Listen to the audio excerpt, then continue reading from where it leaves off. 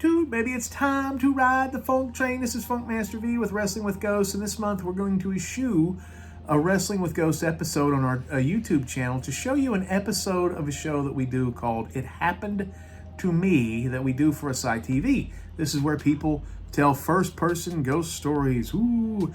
And this is maybe the best story I've ever heard, not just on the show, but in my entire life. It features my brother. The episode's called The Voice, and it tells the tale of supernatural involvement and natural involvement of danger in the Blue Ridge Mountains in North Carolina. My brother doesn't believe in specters, spooks, hobgoblins, ghosts, or anything like that.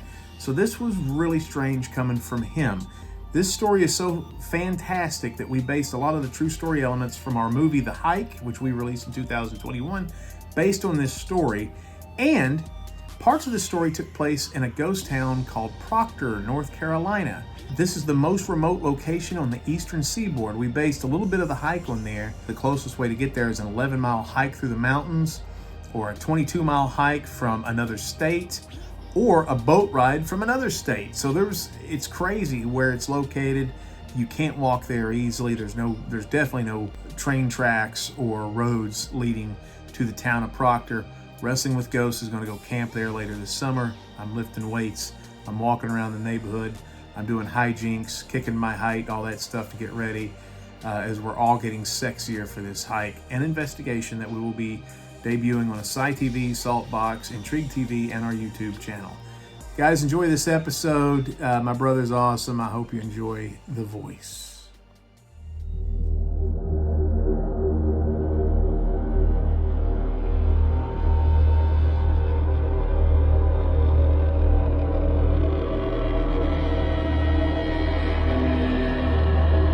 In the world of the paranormal, most people are agnostic until they utter these four little words. It happened to me. Real ghost stories told by real people.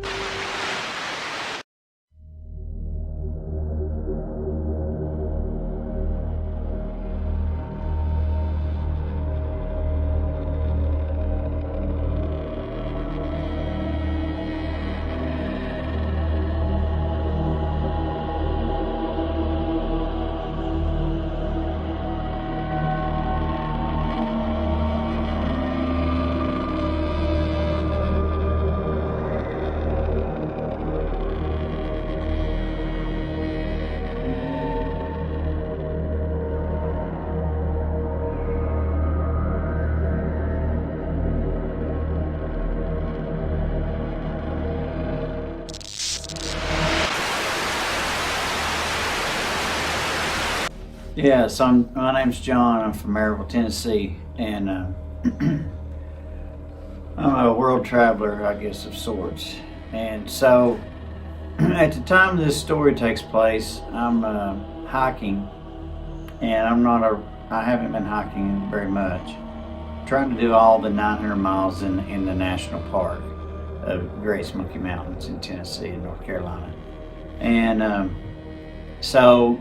I had some free time. This was in like August, and I'm looking at the little map, and I plan out my trip, and it's right beside Fontana Lake, and I'm thinking, okay, this would be good because it's like 90 degrees, and I said I can jump off into the lake or whatever, and take a swim anytime I get hot. So I didn't realize that the trail's actually most places 60 and like 70 feet above the lake, which is like a sheer drop off. So anyways, I go to Bryson City area in North Carolina and go up the trail to nowhere, or the road to nowhere, excuse me. And there's a tunnel up there, parked, went through the tunnel, goes down and hits Bear Creek Trail. Bear Creek Trail runs up to the top of Welch Ridge, and there used to be a fire tower up there. And in the little book that you can get that talks about hiking in the Smokies, it explains that there's an old shack up there, and in the book it says you don't want to spend the night in the shack because it has backwater in it.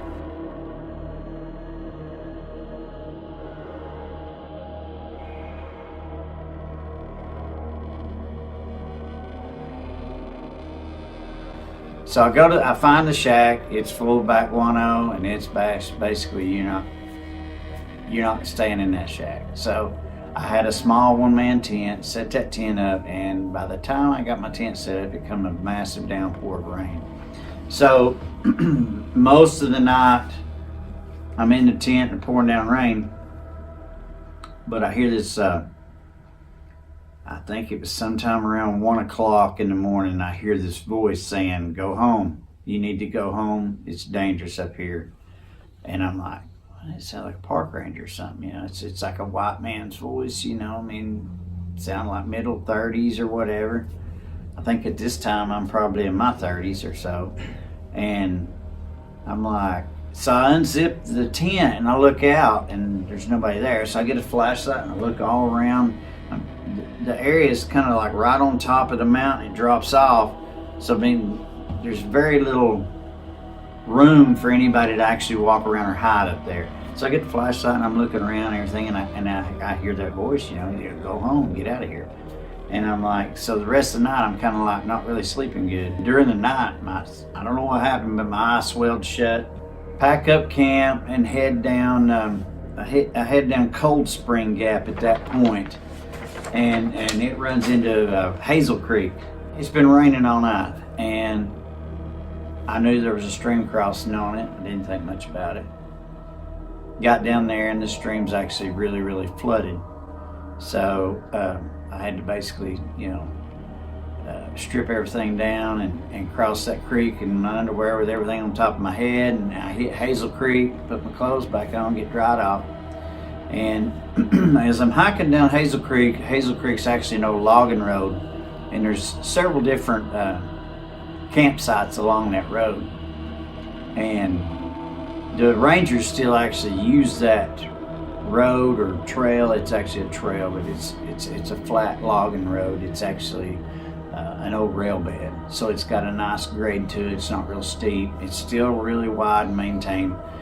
And so as I'm walking down through there, I start running into seeing these tin cans of tuna every once in a while hanging in the trees, and I'm like, what this is about, because I'm like several days from any kind of, when you're walking back in there, you're several days from getting out. So I'm like, why would somebody be hanging tuna fish up in the trees? So it rained most of that day and I'm sopping rain wet. So I get to campsite 84, I think it is, and it's right across from Bone Valley Trail. And I noticed there's several tin cans hanging in the tree, and my shoes are sopping wet. So I'd started a little fire, and I'm trying to dry my shoes out. And I got a little small hiker's stove, and I heat up some water, and I'm gonna fix me some ramen noodles. And it's cold. I was cold. Even though it was in summer, it's been raining all day, so I'm cold. And I'm trying to warm myself back up. And I'm sitting there, and I've got my map, and I'm looking, and I'm eating my soup, and I hear this twig behind me break. And it's one of them things, you think of the guy coming up behind you or something. So I turn around, and it's a black bear.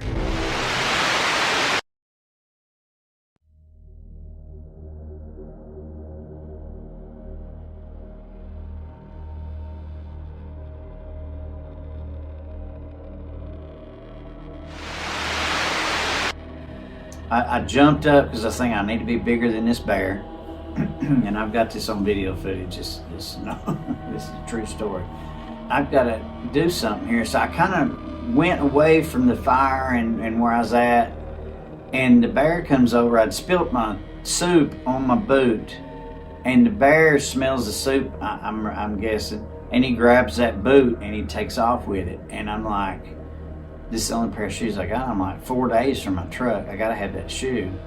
So I grabbed a video camera and I take off running after him, and I had some hiking sticks, and I go up behind the bear and I hit him with the hiking stick, and not thinking about, it's a bear, you dummy, So I'm like, I hit the bear with the hiking stick, and he drops the boot and he takes off into the woods, and I'm like, man, I can't believe that just happened. So I'm shaking. I've got the video that I'm shaking on the video, and So I leave the video running, and I go back to my backpack, and I'm just slinging everything I can sling in that backpack, and I'm trying to get my shoes on, sling that stuff in the backpack.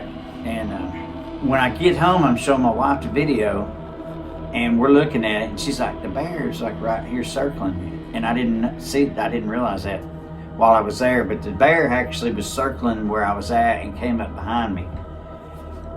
And while I packed all my stuff up, put the fire out, and took off down the road there. It's at Hazel Creek. It's actually, like I said, an old road. And that bear follows me for a long ways. And I keep thinking in the back of my mind how grizzly bears, you know, will get a taste of blood and they look at you and come after you or whatever. So that's what's going through my mind. So I walk down the road, and that road is part of an old rail system. So it's kind of got really gradual turns and a lot of straightaways. So as I'm walking down that road for several miles, I look back, and as I'm turning the curve, the bear is coming down the trail behind me. And he's probably a good mile or so, half mile, he's probably about a half mile behind me. I can just barely see him. So as I come up, it's a mile or two, he follows me. And as I come up to this big old bridge, this was back in 2004, 2003 probably. They didn't look like it had been real long. They had put some really, really big metal bridges up. I mean, they looked brand new when I was there then. So I had thought, well, I've got about a mile ahead of this bear. I had took some clothes out of my backpack, and I took and got some sticks, and I had some paracord, and I tied together this basically a dummy of me, a dummy of a dummy. So, and I prop it up next to the tree, up next to the bridge where the bear would come around and have to see that. So at this point, I leave my food, my backpack and everything right there, and I kind of go off into the woods with my video camera, and I'm waiting on the bear to come around and see that and see what he's going to do. Because I figure if he's going to follow me for several miles, he's got something on his mind. So I sit in there and wait on him, and he actually never showed up that far down. I don't know if he just got tired of following me or what, but anyway, I made a dummy of a dummy. So.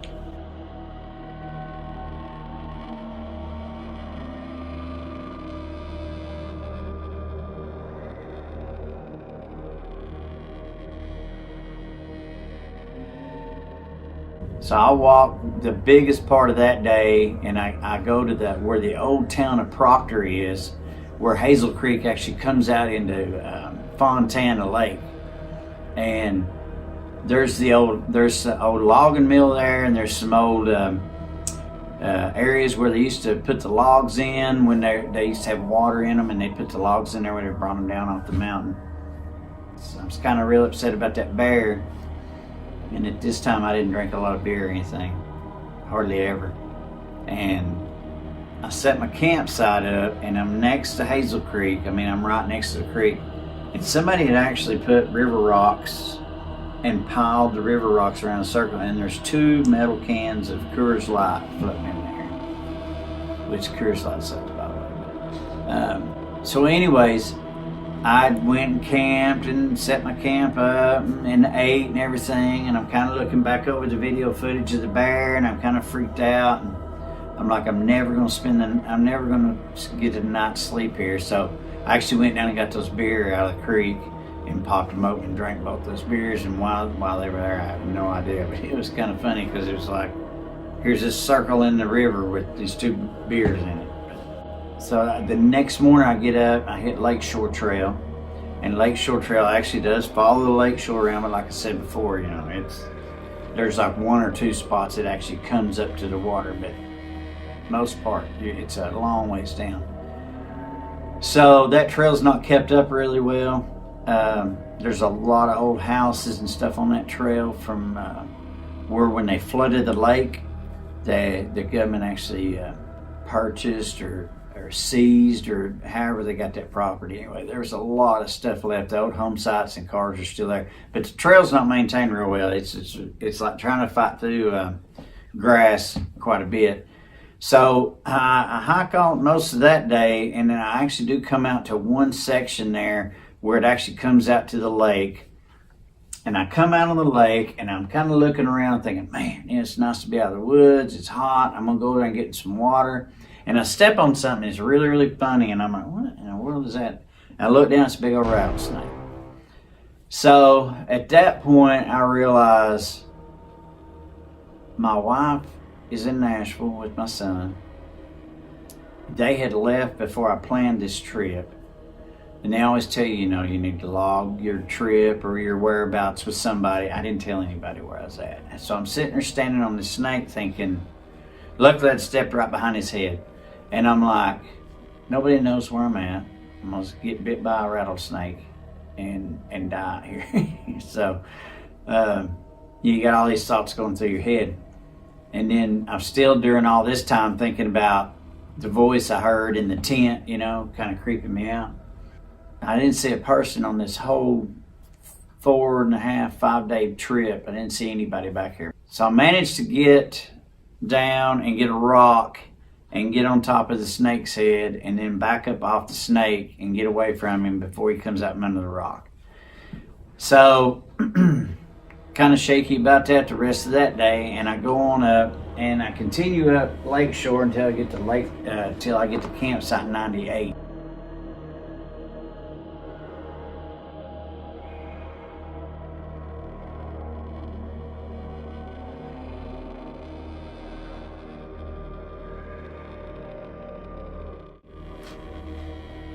'98's back up off the lake. I was trying to find an area I could camp near the lake. That way I could use the water and take a bath in, whatever. And I was trying to get out of there. After all the circumstances I had with the bear and the voice and all the snake, I was trying to get back to my truck as fast as I could. So I made it to 98. And I didn't really like the campsite at 98 real well. It was just really, really creepy. I mean, it was just a kind of a creepy setting. And then while I'm looking on my map, it's actually from High Rocks, where I'd heard the voice the first time. It's actually right down the same valley off the top of that. So I'm sitting there thinking, I'm back in this same area. So I end up cutting a bunch of sticks and standing them up, and I put my tent up, and I kind of made this makeshift fence around my tent, because I'm thinking if anything's going to come in here, it's going to have to knock all this stuff over to get to me. So I kind of cleaned up in a creek and then made some soup and got some, cold water to drink out of a spring that was kind of nearby, and had a big fire roaring. Big fire scares stuff away. So I had a big fire roaring, and then it's August. It's like 100 degrees out. I got a big fire going out. But so that night I'm laying there, and about 1:30, 2 o'clock in the morning, I hear this voice. It does not sound like the same voice I heard to begin with. And it's like, you need to go home. You need to get out of here. What are you doing in here? And I'm like, it's a park ranger. It's got to be a park ranger. So I get out, I get my big flashlight out, and I kind of go around the whole tent. And this is a pretty good area, and I got the sticks all around me. I'm looking for the guy, and I got my flashlight, and I'm looking around, and I noticed that to get pretty close to my tent, you'd have to knock my fence down that I'd kind of erected there. And it didn't appear that anywhere around that had been knocked down. So I'm like, at this point I'm sitting there thinking that there's nobody here, and I'm either hearing stuff or I don't know. It's a ghost. I don't know what it is. It's weird though. It was almost like, you kind of think almost like a guardian angel or something. There's nobody there. I don't even really fix breakfast. At this point, I'm wanting out of the woods.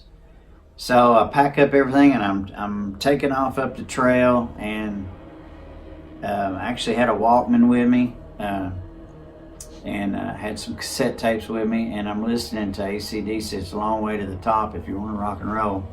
And I'm going up this big old mountain, and I'm singing this song, and it's giving me motivation to climb up this mountain. And as I turn this hill, I run into another bear. As close as I am to this camera, this bear looks at me, and it's just like, what else can go wrong? So that bear runs up the mountain as fast as I could have ran down the other side. I mean, he didn't want any parts of me. So then I kept on going and ended up running into a ranger back before I got to my car. And he had talked about, where did you come from? And I said, well, I came down Hazel Creek and all that. He goes, oh, well, we're baiting for bear back in there. And I'm like, is that what the tin cans of tuna are hanging in the tree? And he goes, yeah. And, I'm sitting there thinking this would be something good to put on a sign so people's not back there camping in a baited area. So after I talked to the park ranger, he's like, where did you park at? And I'm like, I parked up at the road to nowhere, the tunnel. The road that comes through is they call it the road to nowhere. And there's a tunnel that North Carolina had started building and was going to connect over close to Boat Mountain, which is near Cates Cove in Tennessee.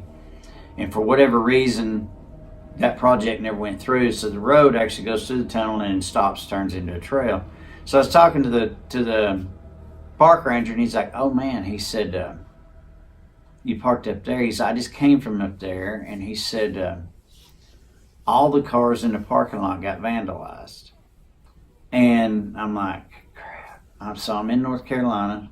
I've got a good 3-hour drive home, and I've got a vandalized vehicle. So I'm sitting there thinking, man.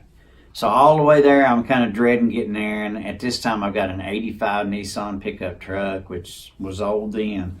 And I mean, it was a nice truck, but it was just an old Nissan pickup truck, 4-wheel drive. So I'm sitting there thinking all the way back, man, my truck's going to be tore up. And the guy told me all the windows got busted out of everybody's vehicle. And I'm like, it looked like it was going to rain again. So I'm like, I'm going to have to ride home with no windows if I can get it running at all. So I get back to the parking lot, and there's a bunch of church buses that had pulled up there. And somebody had took spray paint and painted all over the church buses, busted all the windows out. There's 2 other cars there. The windows had got busted out. And I go to my little old piece of Nissan pickup truck, and it ain't got a scratch on it. No windows busted out of it. It started right up, and I come home, I'm sitting there thinking, mine got the only car in the whole parking lot that didn't get vandalized. So I don't really know. Yeah, I was in that situation for 4 days, and with them baiting the bears and everything, I didn't realize. I look back on it, hindsight's 20/20. You look back and you think, what a situation I was in. At several different points in there, I could have really had, an issue and died, or been killed, or mauled, or bit by a snake, or I don't really know what the voices were. I don't know if it's a guardian angel trying to warn me. I don't know if I've heard that there's ghosts in that area. Later, after that, I didn't know at the time. I don't know if it was, a spirit on the mountain trying to warn me, or, God himself saying, you need to get out of here. But it was a strange situation. It was probably being on that side of the screen, look at me, you think, you heard about this crap, you were drunk or whatever. But it was kind of a surreal situation. I mean, you hear somebody plain as day talking, and then you look and there's nobody there.